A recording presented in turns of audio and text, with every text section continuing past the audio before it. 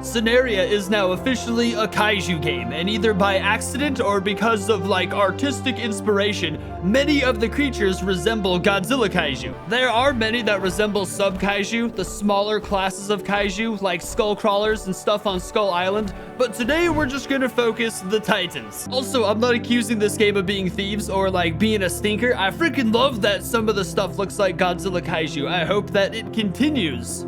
Okay, first on the list, we have the ice mammoth, whose name I won't even try to pronounce right now. This dude resembles Frost Behemoth in numerous ways. Now, Frost Behemoth isn't officially in like official kaiju. It's not in any Godzilla movies, but I recognize it as a kaiju nevertheless, at least part of the Godzilla franchise. It's like a fan-made kaiju, but it's freaking awesome.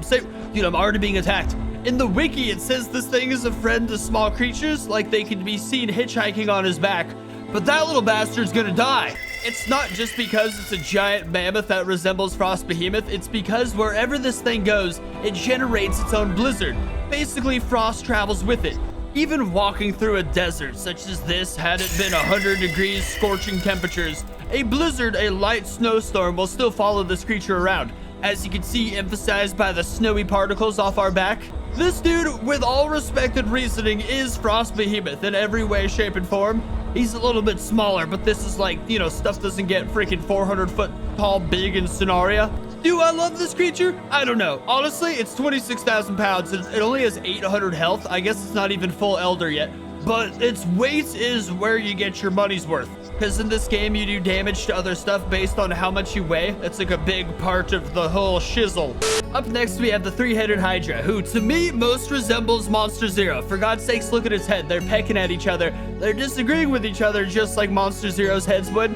Now, this one is very open to interpretation. Many three-headed hydras, dragons, and such existed throughout many lores throughout history. To say this one is copying Monster Zero in any way is just downright silly.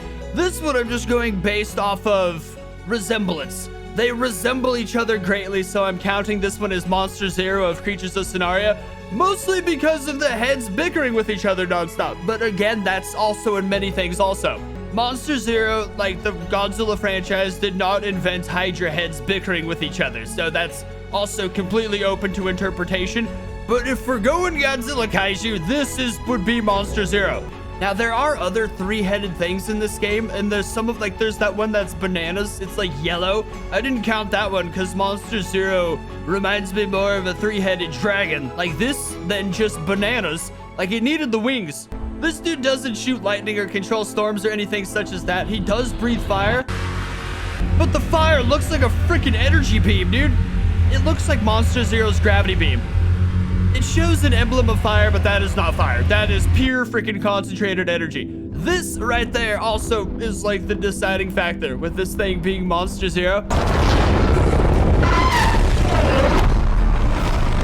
Again, let me know down below if you guys disagree with any of my decisions, but you gotta admit, the freaking energy beam really brings it all together. Okay, number 3, Coros. I feel like a lot of people are going to disagree with me on this one, but I'm going to go ahead and call this one Godzilla. Now, I know that seems absolutely ridiculous considering in so many ways it doesn't resemble Godzilla in any way, shape, or form. It's got freaking tentacles. It looks more like a... What are those things called? Those like Cthulhu monsters from the Void. They're like specific Void type of cryptid monster, a whole specific thing. I feel like it's one of those. But at the same time, dude, is it the biggest thing in here? Actually, some crap might be bigger at this point, but I'm pretty sure it's still the biggest. But it's a giant kaiju with a monumentally sized tail, freaking bipedal. It's got the ability to use its hands in multiple ways. It's the biggest thing here. It's the king of the land, and it's got freaking blue breath, bro. Out of kaiju. Oh, sweet. I thought I got AIDS for a second. Out of kaiju, it resembles Godzilla the most by far. Of course, yes, once again, it's got like 20 freaking eyeballs, and it's got these giant dorsal fins that don't resemble dorsal spikes whatsoever. But it's got dorsal pointy stuff, man. That's another one for the Johnny boy. It does have 2 tails, however, but it's one big shaft of a tail that leads to 2. Let me know down below what you guys would pinpoint this thing as, but obviously this dude was going on the list. And the giant bipedal dorsal spiked blue breath mega tail creature will resemble Godzilla most of it. Maybe we could go weird with it. He's Space Godzilla because he's freaking elbows or shoulder spikes, but no, dude, this one's Godzilla. I think the only other kaiju I could see this thing resembling in any way is like... I don't even know. Honestly, nothing. It doesn't even look like Godzilla. It just has heavy Godzilla attributes, and the way it behaves in the ecosystem is very Godzilla-ish. And here's the next one, Oxytalis, the giant plant kaiju, who very, very much in strange ways resembles Rose Biollante. Bear with me. I know it's weird, but bear with me. Just look at this thing next to a photo of Rose Biollante. The resemblances are uncanny. For one, its face is a giant rose. Its body is composed of like, well, this one's got a legit torso and legs and everything, but it's composed of like the viney bits of a flower. It doesn't necessarily have tentacles the same way, but it's got these freaking vines, thorn tentacles hanging out the back, which basically do resemble the tentacles very much so. Not to mention, you get it from the freaking rose garden events. So it is basically a giant rose. Now, once again, there's a big chance that they just wanted to make a giant rose kaiju creature. You know what I'm saying? Which is why in the beginning I specified it might be artistic inspiration, and it might just be a giant coincidence that they look similar. But we're just having fun. And in very numerous ways, this thing is a giant rose plant kaiju. And there's only one giant rose plant kaiju in the Monsterverse. Well, I guess there's multiple plants. There's one rose. This thing's freaking crazy though, because it can go invisible. Going invisible is a crazy attribute for this. I guess you can't really move fast. You gotta like use it wisely, but still, this thing being able to go invisible is really cool. And it basically just shows that even though there's similarities between this and other stuff, this was made with a pure imaginative, like it's very different in its own ways. But you gotta admit there's some similarities. All right, on to the next one. Okay, this one's probably the most obvious one in the entire game for my Godzilla 2014 fans out there. The Rayquaza, I think that's how you say it, is literally a freaking hawk Muto, which is a male Muto.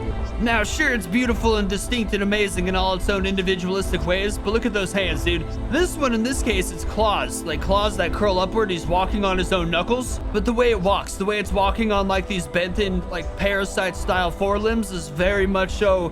looks like it's inspired by Muto. It's got a giant beak mouth, which also very much resembles male Muto, and then its wings, everything about it. It's the way it gets around as it flies, but it's like smaller than the other kaiju in exchange for flights. It does breathe fire, however. There's like red toxic stuff, which is no way similar to Muto. They're all very different in their own ways. That's why this game is so great.